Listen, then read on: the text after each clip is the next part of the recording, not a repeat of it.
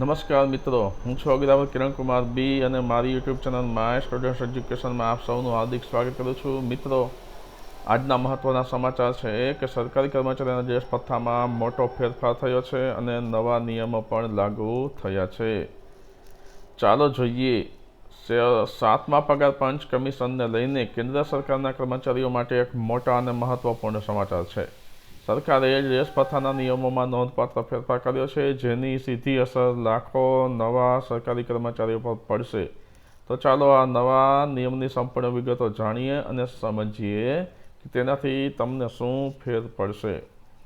મિત્રો, ડ્રેસ ભથ્થું, જૂનો નિયમ અને નવો નિયમ, એના વિશે આપણે પહેલાં તો માહિતી લઈ લઈએ. જૂના નિયમમાં શું હતું કે કોઈ સરકારી કર્મચારી વર્ષના કોઈ પણ મહિનામાં નોકરીમાં જોડાતા હોય તો તેને આખા વર્ષનું સંપૂર્ણ ડ્રેસ ભથ્થું મળી જતું હતું. પછી ભલે તેણે વર્ષના છેલ્લા દિવસે પણ નોકરી શરૂ કરી હોય, પરંતુ તેને ભથ્થું આખા વર્ષનું મળતું હતું. હવે આ નવા નિયમ જુલાઈ 2025 પછી નિયુક્ત થનાર કર્મચારીઓ માટે સંપૂર્ણ બદલાઈ ગયો છે. હવે ડ્રેસ ભથ્થું પ્રો રેટા ધોરણે મળશે, એટલે કે જો તમે વર્ષના મધ્યમાં નોકરી શરૂ કરો છો તો તમને આખા વર્ષના બદલે તમે જેટલા મહિના નોકરી કરશો, એટલે કે જૂન મહિના સુધીના બાકી રહેલા મહિનાઓ માટે જ ભથ્થું મળશે.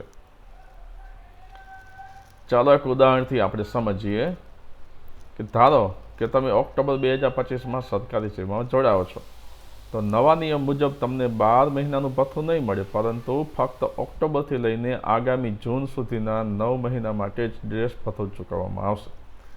આનાથી સરકારના ખર્ચમાં ઘટાડો થશે. આ નિર્ણય કેમ અને ક્યારે લેવાયો?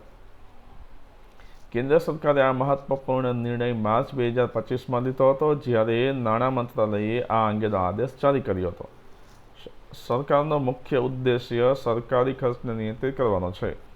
આ નિર્ણયનો હેતુ કરદાતાઓના પૈસાનો વધુ અસરકારક રીતે ઉપયોગ કરવાનો પણ છે.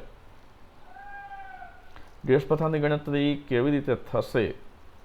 નવા નિયમ હેઠળ ડ્રેસ ભથ્થાની ગણતરી કરવા માટે એક સ્પષ્ટ સૂત્ર નક્કી કરવામાં આવ્યું છે. જેમ કે વાર્ષિક ડ્રેસ ભથ્થું એને ભાગ્યા 12, એને ગુણ્યા જોડાવાના મહિનાથી જૂન સુધીના બાકીના મહિનાઓ. ઉદાહરણ આપણે જોઈએ.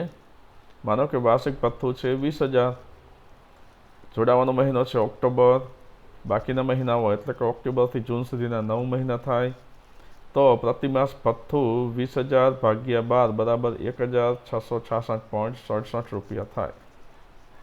અને મળવાપાત્ર કુલ ભથ્થું 1,666.67 એને ગુણ્યા નોકરીના 9 મહિના, તો આશરે 15,000 રૂપિયા જેવું થાય છે. હવે આપણે કોને કેટલું ડ્રેસ ભથ્થું મળે છે એ જોઈએ. વિવિધ સરકારી વિભાગોમાં ફરજ બજાવતા કર્મચારીઓને તેમની પોસ્ટ અને કામગીરીના આધારે અલગ અલગ ડ્રેસ ભથ્થું મળે છે. જેમ કે વાર્ષિક 20,000 રૂપિયા કોને કોને મળે છે કે સેના, પછી નૌકાદળ, વાયુસેના, CAPF એટલે કે BSF, CRPF, ITBP, SSB, CISF અને કોસ્ટગાર્ડના જવાનો અને અધિકારીઓને મળે છે.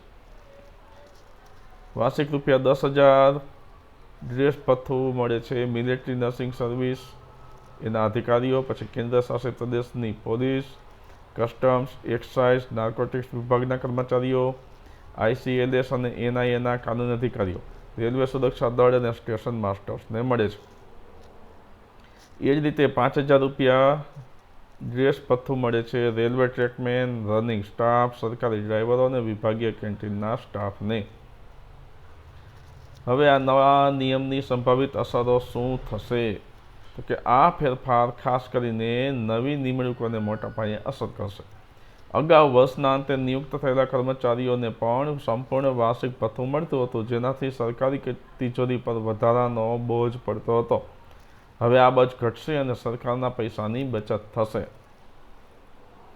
જોકે કેટલાક કર્મચારી સંગઠનોનું કહેવું છે કે આ પગલું સંપૂર્ણપણે વ્યાજબી નથી, કારણ કે કર્મચારીઓને નોકરીમાં જોડાયાના પહેલા દિવસથી જ યુનિફોર્મની જરૂરિયાત ઊભી થાય છે.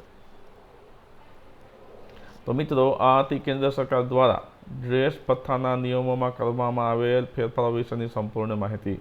મિત્રો, આશા છે કે તમને આ વિગતો સ્પષ્ટપણે સમજાઈ હશે. સરકારી કર્મચારીઓ અને નવી ભરતીઓ માટે આ એક મહત્વપૂર્ણ અપડેટ છે. તમને આ નવા નિયમ વિશે શું લાગે છે? તમારા વિચારો કમેન્ટ બોક્સમાં જરૂર જણાવજો. વધુ આવા જ મહત્વપૂર્ણ સમાચારો અને અપડેટ્સ માટે અમારી ચેનલ માય સ્ટુડન્ટ એજ્યુકેશનને સબસ્ક્રાઈબ કરવાનું ભૂલશો નહીં. આભાર.